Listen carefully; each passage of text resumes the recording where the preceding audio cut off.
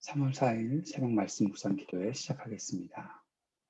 거룩하신 아버지 하나님, 오늘도 저희들을 주님의 은혜 가운데 품어주시고 이 하루를 시작할 수 있게 해주심을 감사드립니다.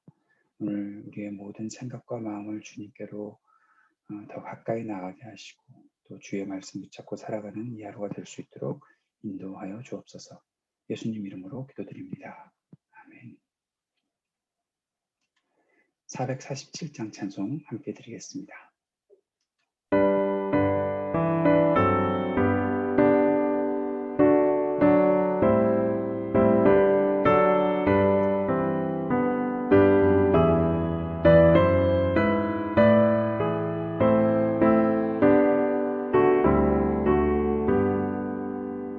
이 세상 끝날까지 주 섬겨 살리니 내 친구 되신 주여 늘 함께 하소서. 주 나와 함께 하면 전쟁도 겁없고 주 나를 인도하면 늘 안심하리라. 나 주를 따를 때에 주 약속하신 것 그 영광 중에 모두 이루어 주소서. 나 주의 뒤를 따라 섬기며 살리니 그 크신 은혜 속에 날 인도하소서.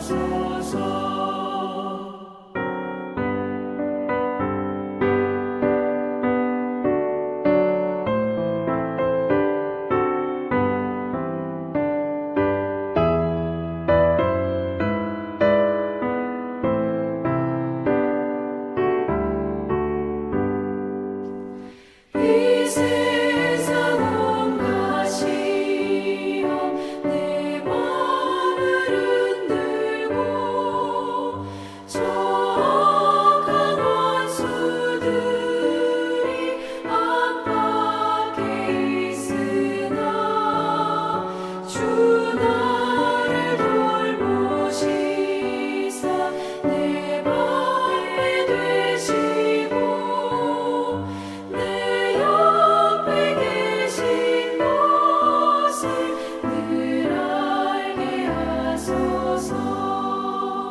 저 영광 빛난 곳을 주 허락했으니 그 허락하신 곳을 늘 사모합니다. 끝까지 쉬지 않고 주 따라가리니 주 넓은 사랑으로 늘 인도하소서.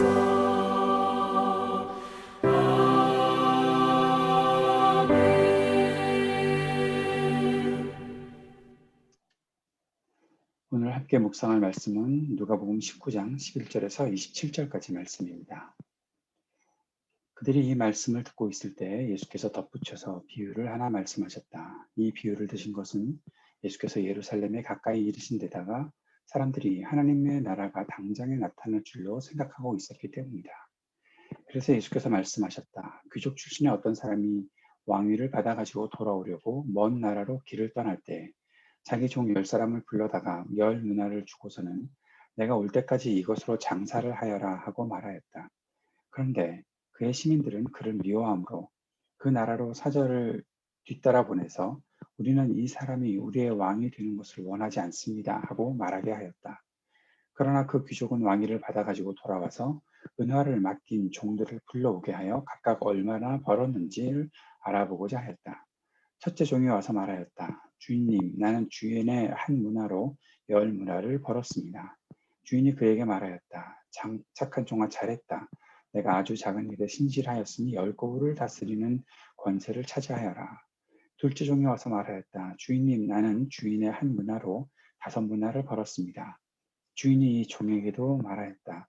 너도 5고을을 다스리는 권세를 차지하여라. 또 다른 한 종이 와서 말하였다. 주인님 보십시오. 주인의 한 문화가 여기에 있습니다. 나는 이것을 수건에 싸서 보관해 두었습니다. 주인님은 야무진 분이라서 맡기지 않은 것을 찾아가시고 심지 않은 것을 거두심으로 나는 주인님을 무서워하여 이렇게 하였습니다. 주인이 그에게 말하였다. 악한 종아, 나는 내 입에서 나온 말로 너를 심판하겠다. 너는 내가 야무진 사람이라서 맡기지 않은 것을 찾아가고 심지 않은 것을 거두어가는 줄 알고 있었지? 그러면 어찌하여 내 은하를 은행에 예금하지 않았느냐? 그랬더라면 내가 돌아와서 그 이자와 함께 그것을 찾았을 것이다. 그리고 그는 곁에 서 있는 사람들에게 말하였다. 이 사람에게서 한 문화를 빼앗아서 10문화를 가진 사람에게 주어라. 그들이 주인에게 말하기를 주인님 그는 10문화를 가지고 있습니다 하였다. 내가 너에게 말한다. 가진 사람은 더 받게 될 것이요 가지지 못한 사람은 그가 가진 것까지 빼앗길 것이다. 그리고 내가 자기들의 왕이 되는 것을 원하지 않은 나의 원수들을 이리로 끌어다가 내 앞에서 죽여라.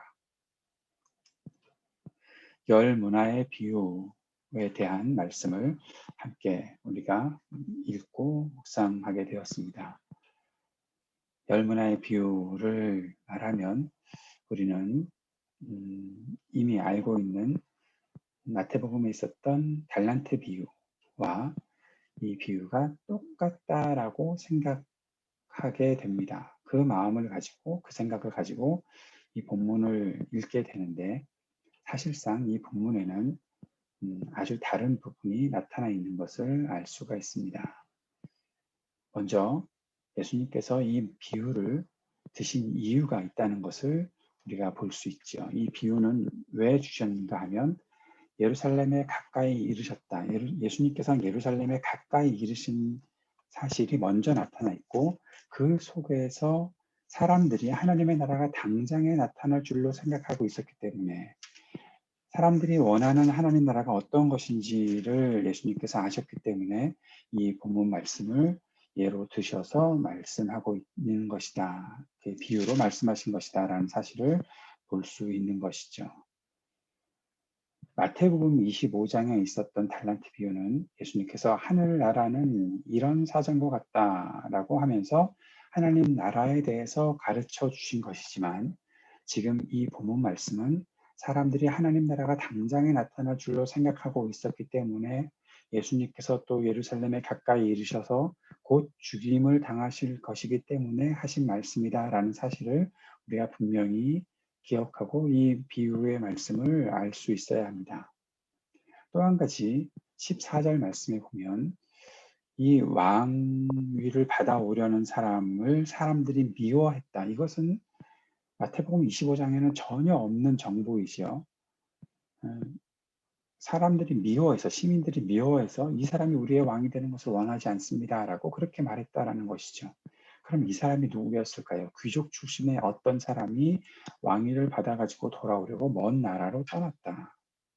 이 말씀은 분명히 어떤 대상이 있다는 것을 알 수가 있습니다. 이 사람은 하나님도 아니고 예수님도 아닙니다. 이 사람은 실제 주인공이 있습니다. 헤롯 대왕의 아들 헤롯 아켈라오입니다. 예수님의 비유는 이 헤롯 아켈라오를 설명하려는 의도는 아니라는 것을 우리가 알 수 있습니다. 그의 이야기에 빗대어서 하나의 팩션으로 이해될 수 있어야 할 필요가 있습니다. 우리 김동문 선교사님께서 이 부분을 말씀하신 내용들을 좀 여러분께 설명해 드리고 또 다른 그 설명이 가장 여러분이 이해하기가 쉬울 것 같아서요. 헤롯 아켈라오는 헤롯이 다스리던 지역의 일부인 사마리아 유대 이두메 지방을 통치했던 사람이었지요. 본문에서 어떤 귀족 출신의 사람이 왕위를 받아 가지고 돌아오려고 먼 나라로 떠났다는 것은 헤롯 아켈라오가 로마 황제 가이사 아구스토로부터 왕으로 임명을 받기 위해서 먼 길을 떠났던 장면을 말하고 있습니다. 그리고 그가 자신의 종들에게 재산을 맡겼다는 것을 지금 본문을 통해서 말하고 있는 것이죠. 여기에 나타나는 문화라는 것은 실물 화폐로 보는 것은 좀 적절치가 않습니다. 그것보다는 정치 권력으로 보는 것이 훨씬 더 자연스럽다라는 것이죠. 다시 말하면 아킬라오가 그 측근들을 자신의 권한을 나누어 주고 위탁하고 갔던 것이다라는 것입니다. 그래서 사람들은 헤롯 아킬라오가 왕이 되는 것을 원하지 않는다고 해서 로마의 이 아구스도를 만나러 가는 그 사절을 뒤따라 보내서 예, 왕이 되는 것을 원치 않습니다라는 그러한 의견들도 표현했던 것이죠. 그러나 헤롯 아킬라오는 왕위를 받아가지고 돌아왔습니다. 그리고 그 종들이 와서 말하는 것이죠. 나는 주인이 준 한 문화로 10문화를 남겼습니다. 또는 5문화를 남겼습니다. 라고 보고하고 있습니다. 그들이 부와 권력을 무엇으로 축적했다라는 것들을 볼 수 있게 되는 것이죠. 어떻게 했을까요?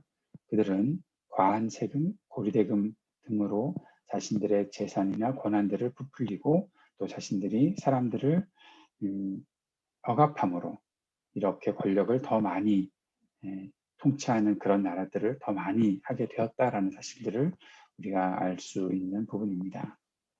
식민 지배를 받고 있었던 로마의 식민 지배를 받고 있었던 유대 땅과 사마리아, 갈릴리 지방에 사는 힘없는 사람들이 권력자들에게서 착취를 당했던 장면도 우리가 여기서 볼 수 있는 것이죠.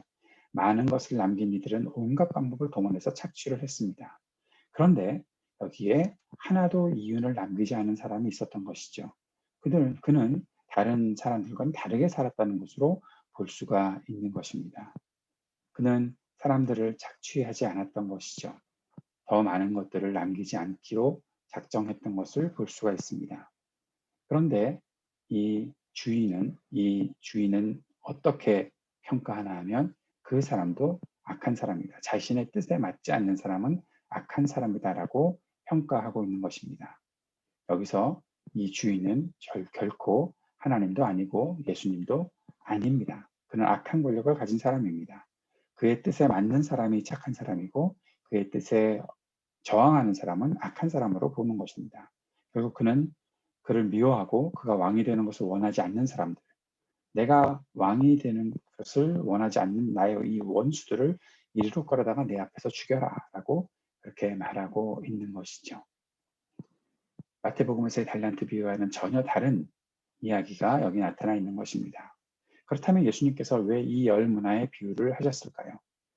이것은 주어진 재능을 성실하게 활용해서 주인에게 칭찬받는 삶을 살라는 말씀이 아니지요. 이 비유의 말씀은 앞에서도 말하고 있었던 것처럼 하나님의 나라가 당장 자신들의 뜻대로 이루어질 것이라고 생각하는 사람들에게 헤롯 아켈라오의 친로마 정책, 또 그가 성전을 훼손하는 폭정, 그에게 저항하다가 죽은 수많은 사람들이 있었다라는 것, 세상의 권력 그 폭정에 저항하다가 죽임을 당할 수도 있다라는 사실들을 예수님께서 말씀하신 것이고 예수님도 이제 그 십자가의 길을 걸어가고 계시다라는 사실들을 말씀하고 있는 것입니다.